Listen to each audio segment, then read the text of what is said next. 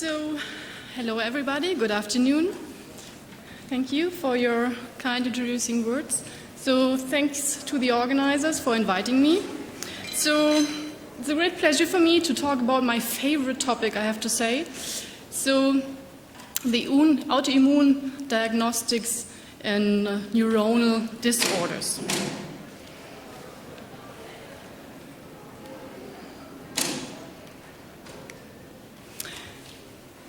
When it comes to autoantibody-associated syndromes, we have to differentiate between antibodies that are involved in neuronal syndromes affecting the central nervous system, and we have the stiff person syndrome, autoimmune encephalitis. I will have a special focus on this group of disease.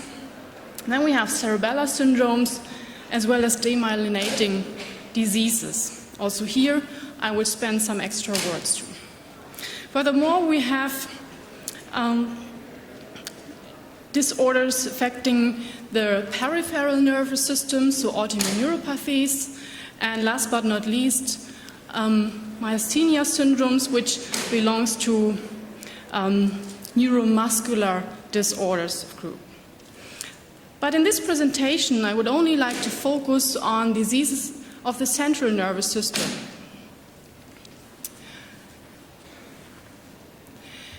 When it comes to the autoantibodies to neuronal proteins, we can differentiate between antibodies targeting intracellular antigens, and within this group we find the classical paraneoplastic parameter, as you know, so Hu, Yo, Ri, CV2, Ma, etc. And another group of antigens are cell surface or synaptic proteins. And this is a relatively new group of antigens, and very interesting one, mainly associated with autoimmune limbic encephalitis. And we will talk more in detail about this later on. First of all, let's have a special focus on the intracellular antigens, because these are usually associated with paraneoplastic syndromes. What does it mean? Paraneoplastic neuronal syndromes can affect the central nervous system as well, the peripheral nervous system. These are complications that arise from your tumor, but are not directly triggered by the tumor itself. With other words, the tumor is not in the central nervous system, it's anywhere in the body. Quite often we deal with a small cell lung cancer. How does it come? The tumor cells, they express these antigens, the so-called neurooncoproteins. These are proteins that otherwise only occur in neuronal cells. But within the immune response against the tumor, these antigens are recognized as pathogen outside of the central nervous system, and thus antibodies are produced, and these antibodies cause the cell damage in the neurons. If we treat the tumor, if we find the tumor and if we treat it, then we can improve also these neurological symptoms. The antibodies can be detected up to 5 years before the tumor show up. So this makes it a little bit difficult, and if you have a positive antibody case, it's recommended to look for the tumor, if you do not find this immediately, once a year for a regular scan. What are these antibodies in details? What you see here is a list of well-characterized onconeuronal antibodies. So we have typically antibodies against Hu, Yo, Ri, amphiphysin, CV2, Ma1, Ma2, as well as recoverin, classified as well-characterized antibodies. The first name often is given here based on the index patient where this antibody was first described. So Hu for Hal, Yo for Young, and Ri for Richard, for example. In brackets, you find an alternative name. This is based on immunohistochemical picture. So ANA1 is an anti-neuronal nuclear antibody. while we have PCA, the Purkinje cytoplasm antibody.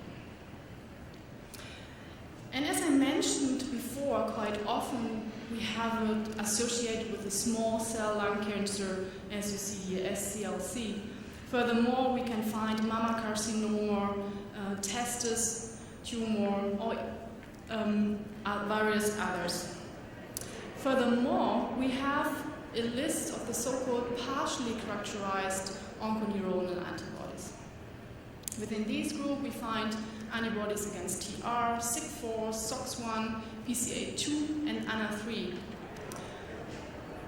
For not all of them, the target antigen is yet identified, especially, for example, ANA3. So also here we have an antibody against the neuronal nuclear antigen, but the antigen is not identified. So the only method you can use is indirect immunofluorescence. So no monospecific test for these are available.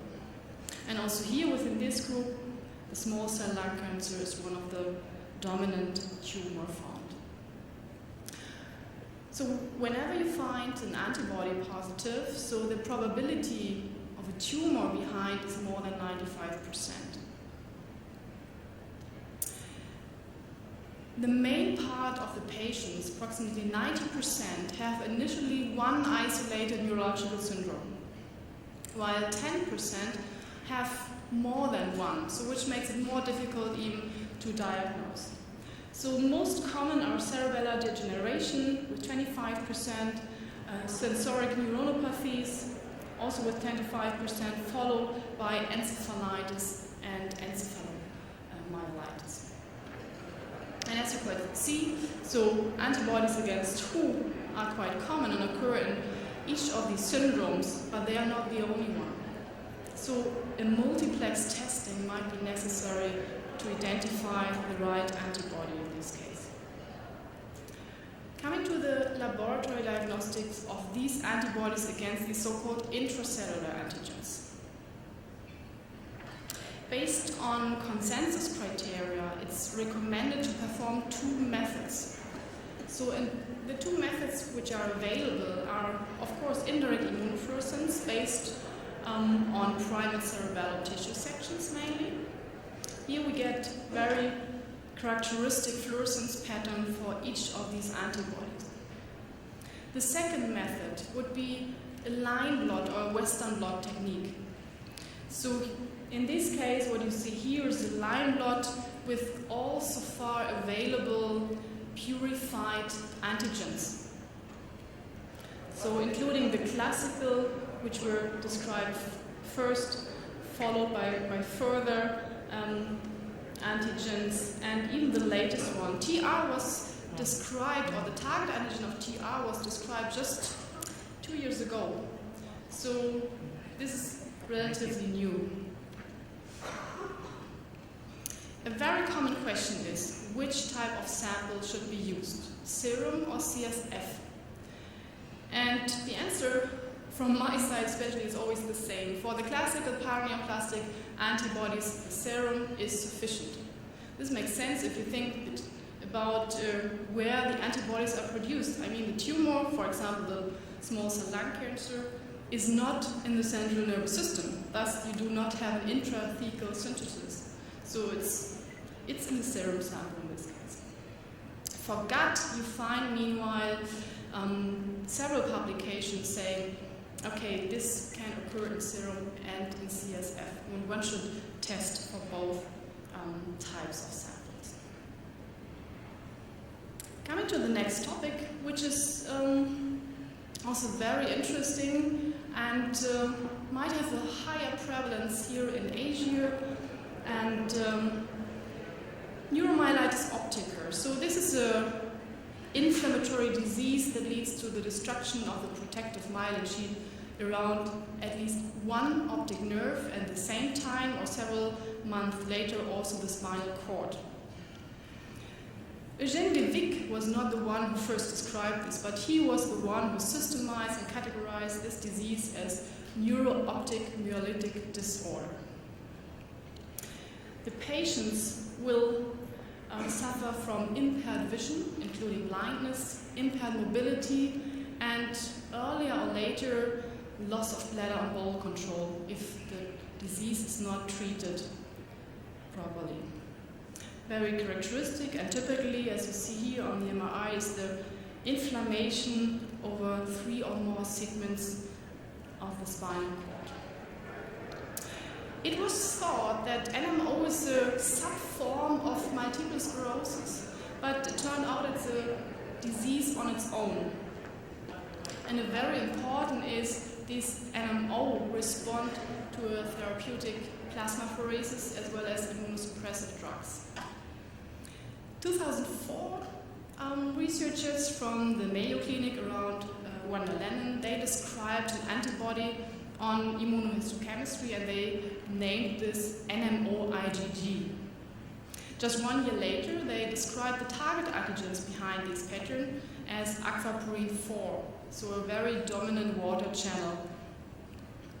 And due to the high specificity and importance of this marker, so the so-called Wingertje criteria have been revised already in 2006, including this autoantibody as important serological test. And these are the pictures from the original publication from Wanda Lennon, and you see here the tissue sections of mouse cerebellum. And NMO-IgG give a very characteristic linear fluorescence at the pia mater, so the Wilcke-Robin space, and all the small brain vessels. What is quite important, if you use the tissue sections, you should not mix it up with endothelium antibodies, which would stain, here in red, the vessel inside. NMO stains and outlines the vessel, so this is very important to look at. So this was described as NMO-IgG, and which is actually aquaporin 4. Again, what's the laboratory diagnostic of these antibodies?